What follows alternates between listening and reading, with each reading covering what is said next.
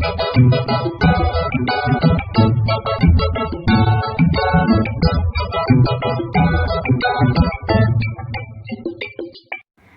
everyone, I'm Zeba Afreen. Welcome to my channel Study with Passion.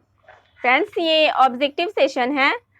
जैसा कि हम जानते हैं, मैं अभी मॉडर्न हिस्ट्री का एक टॉपिक कंप्लीट की हूँ। उस टॉपिक से हमने कितना गेन किया, ये जानने के लिए ऑब्जेक्टिव क्वेश्चंस पे प्रैक्टिस करना बहुत ज़रूरी है। तो चलिए उन क्वेश्चंस को सॉल्व करने की कोशिश करते हैं।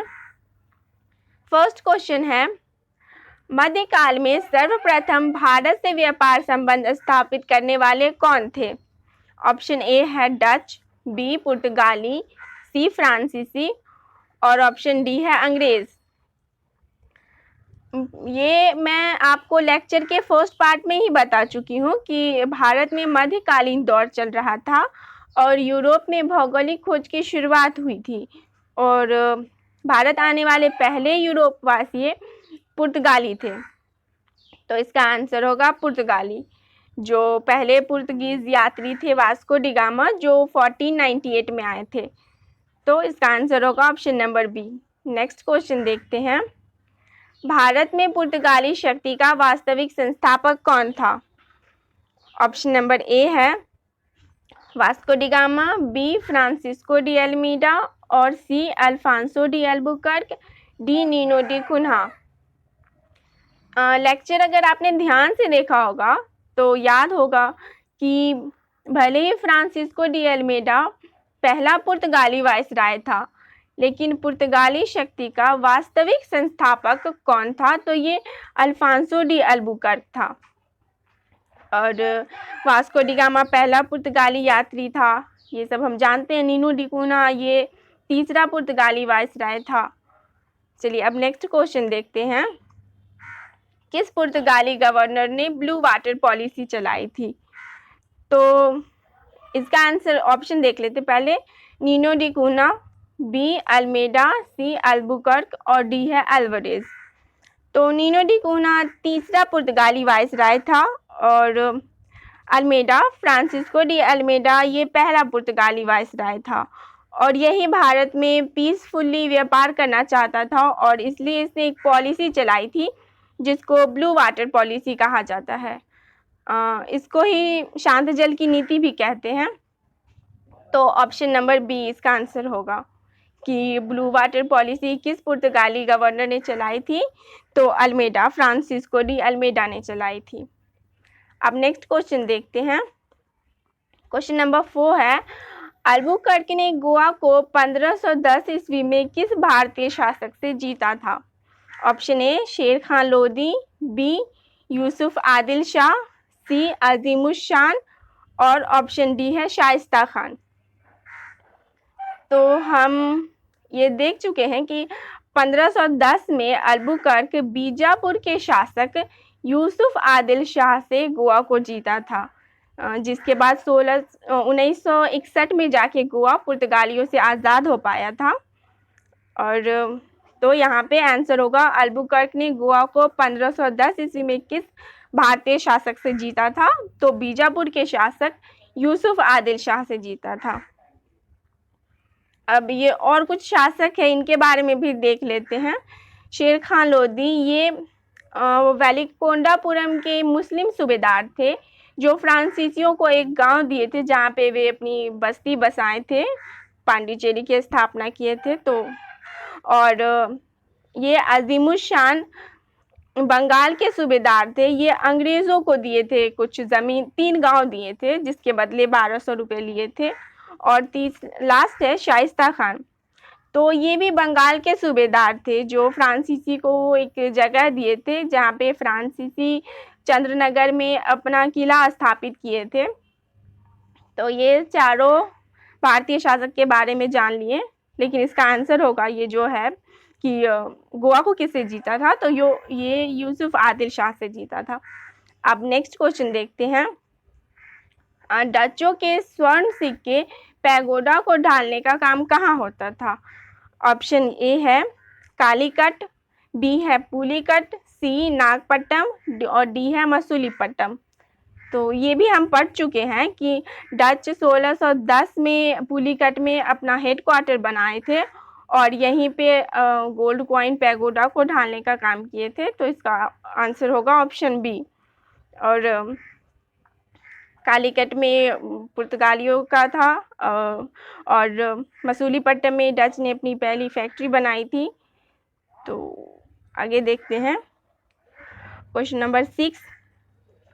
अंग्रेज़ों और डचों के बीच हुए किस युद्ध के बाद डचों की भारत से शक्ति पूरी तरह समाप्त हो गई थी? वांडीवाश का युद्ध, सेंट थॉम का युद्ध, बेदरा का युद्ध और लास्ट ऑप्शन है अंबूर का युद्ध।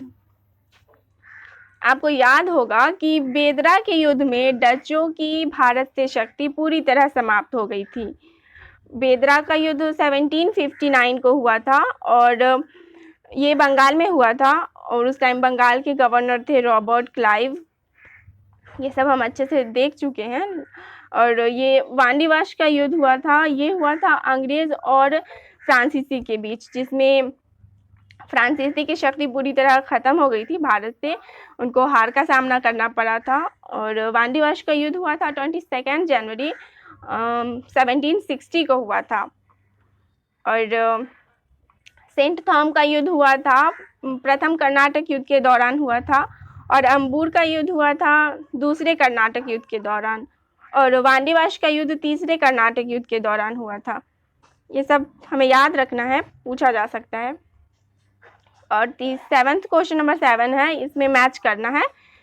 एक साइड है कंपनी के नाम और एक साइड है उनकी पहली फैक्ट्री कौन थी।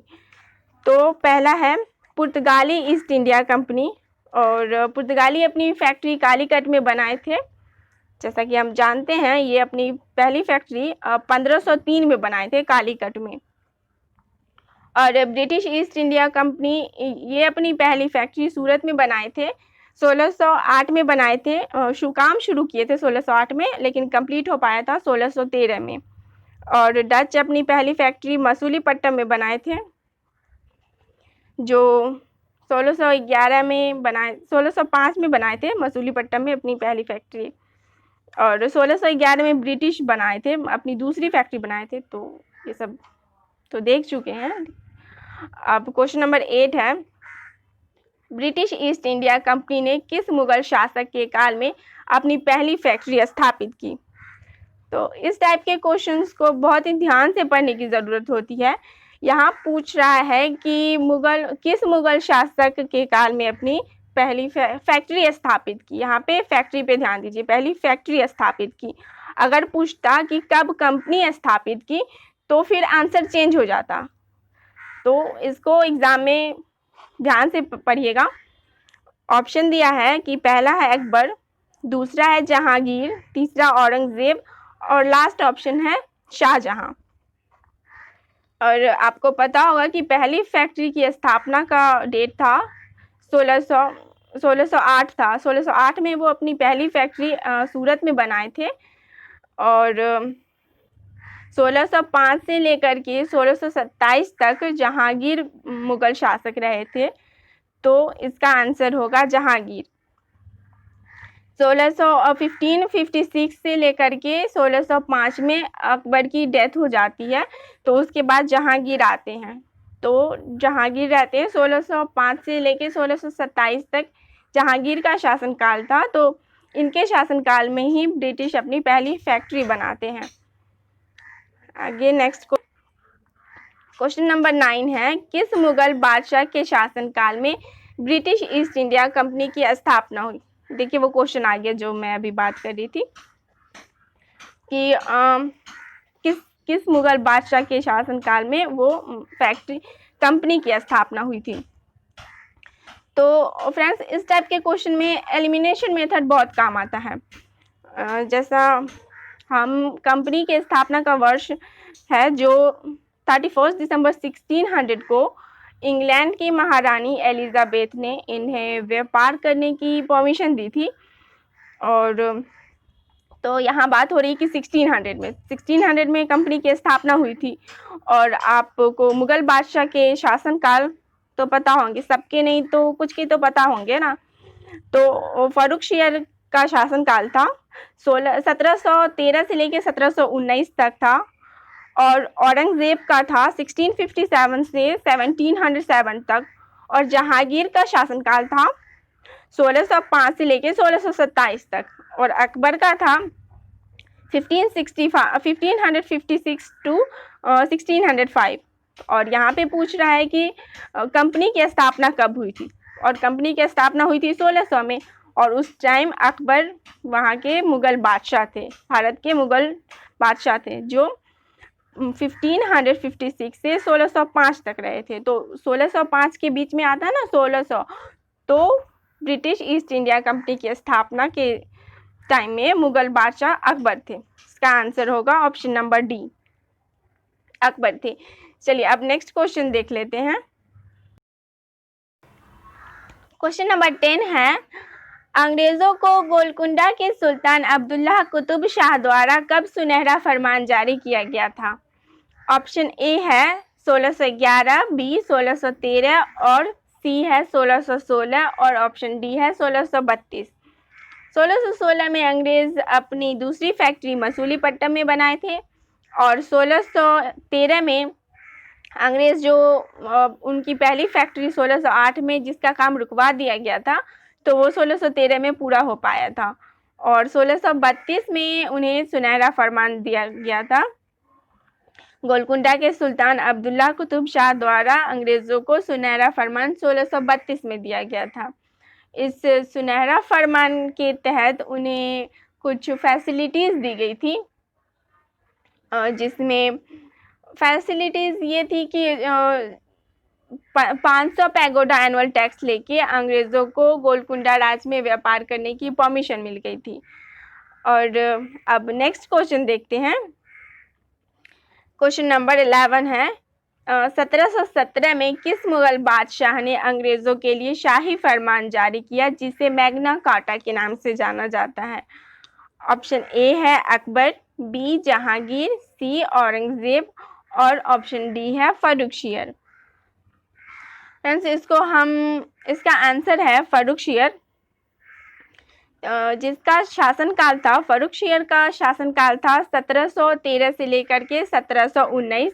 और 1717 में ये अंग्रेज़ों के लिए गोल्डन शाही फरमान जारी किए थे, ये जिसे मैग्ना कार्टा के नाम से जाना जाता है।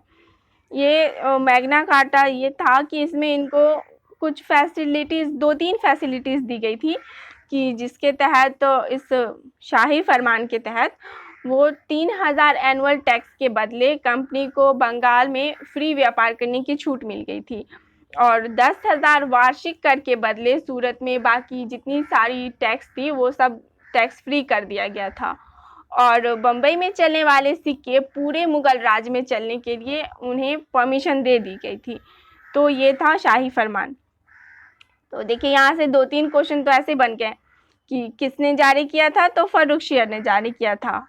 कब जारी किया था, तो 1717 में जारी किया था, जिस शाही फरमान को मैग्ना कार्टा के नाम से कहा जाता है। और इसमें क्या क्या फैसिलिटीज़ थी वो तो अभी हम देख चुके, डिस्कस कर चुके हैं। तो अब नेक्स्ट क्वेश्चन देखते हैं कि क्वेश्चन नंबर 12, वर्ष 1613 में ब्रिटिश ईस्ट इंडिया कंपनी को कहाँ कारखाना स्थापित करने की अनुमति मिली थी? फ्रेंड्स इस टाइप के क्वेश्चन में अक्सर गलत होने की चांसेस रहते हैं, क्योंकि ये यहाँ पूछ रहा है कि 1613 में कहाँ परमिशन मिली थी। और हम जानते हैं कि 1608 में सूरत में वो अपनी पहली फैक्ट्री बना रहे थे, लेकिन जहांगीर से अनबन हो जाने की वजह से वो काम रुकवा दिए थे जहांगीर, जो 1613 में जाके उन्हें अनुमति यानी कि परमिशन देते हैं। और 1613 में जाके वो काम पूरा हो पाता है। तो इसका ऑप्शन मतलब आंसर होगा सूरत में। सूरत में 1613 में उन्हें कारखाना स्थापित करने की परमिशन मिली थी। अब नेक्स्ट क्वेश्चन देखते हैं, ईस्ट इंडिया कंपनी ने बम्बई किससे लिया था? तो ऑप्शन पहले देख लेते हैं कि डचों से लिया था या फ्रांस, ऑप्शन बी है फ्रांसीसी से, ऑप्शन सी है डेनिश से और ऑप्शन डी है पुर्तगालियों से। जो हम जानते हैं कि 1661 में पुर्तगाल की राजकुमारी थी कैथरीन ऑफ ब्रिगेंजा और ब्रिटेन के राजकुमार थे चार्ल्स द्वितीय। इन दोनों का विवाह हुआ था, जिसमें पुर्तगालियों ने चार्ल्स द्वितीय को बम्बई दहेज में दिया था। तो और जो चार्ल्स द्वितीय 10 पाउंड वार्षिक किराया लेके 1668 में ब्रिटिश ईस्ट इंडिया कंपनी को व्यापार के लिए दे दिए थे। तो इसका आंसर होगा पुर्तगालियों, उन्हें दहेज में मिला था। जो ईस्ट इंडिया कंपनी ने बम्बई किससे लिया था, तो इसका आंसर होगा पुर्तगालियों से लिया था। चलिए अब नेक्स्ट क्वेश्चन देखते हैं। क्वेश्चन नंबर 14 है, कर्नाटक युद्ध किन किन के मध्य लड़ा गया था? ऑप्शन ए है अंग्रेज व डच, बी अंग्रेज व फ्रांसीसी, ऑप्शन सी है अंग्रेज और पुर्तगाली, डी है अंग्रेज और डेनिश। तो कर्नाटक युद्ध जो लड़ा गया था वो अंग्रेज और फ्रांसीसी के बीच लड़ा गया था। टोटल 3 कर्नाटक युद्ध हुए थे। पहला कर्नाटक युद्ध हुआ था 1746 to 48 में और उसके जस्ट एक साल बाद हुआ था दूसरा कर्नाटक युद्ध, और ये सब हम देख चुके हैं। तो यहाँ पूछ रहा है कि कर्नाटक युद्ध किन किन के मध्य लड़ा गया था, तो अंग्रेज और फ्रांसीसी के बीच लड़ा गया था, जिसमें फ्रांसीसियों को हार का सामना करना पड़ा था और उन्हें अपने जीते हुए जितने क्षेत्र थे वो सब अंग्रेज़ों को देने पड़े थे। और जिसके बाद और एक यहाँ पे है कि अंग्रेज़ और डच के बीच हुआ था, तो वो अंग्रेज़ और डच के बीच जो युद्ध हुआ था उसे बेदरा का युद्ध कहा जाता है, जो हम अभी से पहले क्वेश्चन में देख चुके हैं। और कर्नाटक का युद्ध अंग्रेज़ और फ्रांसीसी के बीच लड़ा गया था। अब नेक्स्ट क्वेश्चन देखते हैं। यहाँ पे मैच करना है, एक साइड दिया है राज्य हैं और दूसरे साइड है यूरोपीय कंपनीज हैं जो अपने पांडिचेरी पे फ्रेंच का कब्जा था। फ्रेंच जहाँ पे वो अपनी बस्ती बसाए थे, फ्रेंच पांडिचेरी में ही अपनी बस्ती बसाए थे वहाँ के सुल्तान से गांव लेके। और गोवा पे जो कब्जा था वो पुर्तगीज़ का कब्जा था। पुर्तगीज़ 1510 में बीजापुर के सुल्तान से गोवा को लिए थे, गोवा को जीते थे। और ये है ट्रैंक्यूबर, ये इस पे था डेनिश तंजौर में ही है। ये डेनिश तंजौर में 1620 में अपनी पहली फैक्ट्री बनाए थे। तो ट्रैंक्यूबर में डेनिश का कब्जा था और फिर मद्रास में डच का कब्जा था। अब नेक्स्ट क्वेश्चन देखते हैं। क्वेश्चन नंबर 16 है, किस यूरोपीय कंपनी ने पांडिचेरी को अपनी बस्ती स्थापित की? तो जस्ट अभी हमने देखा कि पुर्तगाली ने अपनी बस्ती स्थापित किए थे पांडिचेरी, फ्रांसीसी अपनी फैक्ट्री स्थापित किए थे पांडिचेरी, बस्ती बनाए थे पांडिचेरी में। अब नेक्स्ट क्वेश्चन देखते हैं। प्रथम कर्नाटक युद्ध का क्या कारण था? ऑप्शन ए है सप्तवर्षीय युद्ध, बी है फ्रांसीसियों से पांडिचेरी छीन लेना, और सी है ऑस्ट्रिया के उत्तराधिकार का युद्ध, डी है हैदराबाद और कर्नाटक उत्तराधिकार के लिए 2 गुटों का निर्माण। तो इसका आंसर होगा ऑस्ट्रिया के उत्तराधिकार का युद्ध। प्रथम कर्नाटक युद्ध का कारण था ऑस्ट्रिया के उत्तराधिकार का युद्ध। जो पहला कर्नाटक युद्ध हुआ था 1746 to 48 में, ये 2 साल तक चला था। तो ये इसका कारण था कि ऑस्ट्रिया के उत्तराधिकार के लिए युद्ध चल रहा था। तो पहला कारण यही हुआ, पहले युद्ध का कारण ये था, ऑप्शन नंबर सी। और नेक्स्ट क्वेश्चन देखते हैं। अंबूर का युद्ध किस कर्नाटक युद्ध के दौरान हुआ था? ऑप्शन ये ए है प्रथम कर्नाटक युद्ध, द्वितीय कर्नाटक युद्ध, तृतीय कर्नाटक युद्ध, और ऑप्शन डी है इनमें से कोई नहीं। तो इसका आंसर होगा द्वितीय कर्नाटक युद्ध। दूसरे कर्नाटक युद्ध में के दौरान ही हुआ था अंबूर का युद्ध। दूसरा कर्नाटक युद्ध हुआ था 1749 से 54 में, ये 5 साल तक चला था। और इसी युद्ध के बीच हुआ था ये अंबूर का युद्ध। और अब नेक्स्ट क्वेश्चन देखते हैं। यहाँ पे भी मैच करना है। एक साइड तीनों कर्नाटक युद्ध दिए हैं और इधर है उनकी संधि के बारे में। तो पहला कर्नाटक युद्ध किस संधि से हुआ था, किस संधि से समाप्त हुआ था? तो ऑप्शन सी होगा एला शापिल की संधि। और दूसरा कर्नाटक युद्ध जो समाप्त हुआ था वो पांडिचेरी की संधि से समाप्त हुआ था। और तीसरा कर्नाटक युद्ध पेरिस की संधि से समाप्त हुआ था। फ्रेंड्स, आप लोग कोड के बारे में बात कर रहे थे, तो आप APP याद कर सकते हैं या फिर ए पापे भी याद कर सकते हैं। ए से हो गया एला शापिल की संधि और पा मीन्स पांडिचेरी की संधि जो दूसरे कर्नाटक युद्ध में हुआ था। और तीसरा कर्नाटक युद्ध ये मीन्स पेरिस की संधि से समाप्त हुआ था। तो आप लोग कोड के बारे में बात कर रहे थे, तो एक ये छोटा सा कोड है, अगर याद रख सके तो। और अब नेक्स्ट क्वेश्चन देखते हैं। किस युद्ध में हार के बाद फ्रांसीसियों को जीते हुए सभी क्षेत्र खोने पर जाते हैं? ऑप्शन ए है सेंट थॉम का युद्ध, बी है बेदरा का युद्ध, और सी है अंबूर का युद्ध, और लास्ट है वांडीवाश का युद्ध। तो इसका आंसर होगा वांडीवाश का युद्ध। वांडीवाश के युद्ध में ही फ्रांसीसियों को अपने जीते हुए सारे क्षेत्र खोने पड़ जाते हैं, उन्हें अंग्रेज़ों को देना पड़ जाता है। और ये वांडीवाश का युद्ध हुआ था 22 जनवरी को, जो 1760 को हुआ था। और इसमें उन्हें हार का सामना करना पड़ गया था। और अभी बेदरा का युद्ध हम देखें, बेदरा के युद्ध में डचों को हारना पड़ा था अंग्रेज़ों से। फ्रेंड्स, ये कुछ क्वेश्चन है, ऐसे तो 20 क्वेश्चन मैं कराई हूँ, लेकिन इससे आपको इस टॉपिक से रिलेटेड सारे क्वेश्चन ऑलमोस्ट बन जाएंगे। उम्मीद करती हूँ अगर पसंद आए तो प्लीज़ लाइक, शेयर, कमेंट और सब्सक्राइब करना ना भूलें। Thanks for watching.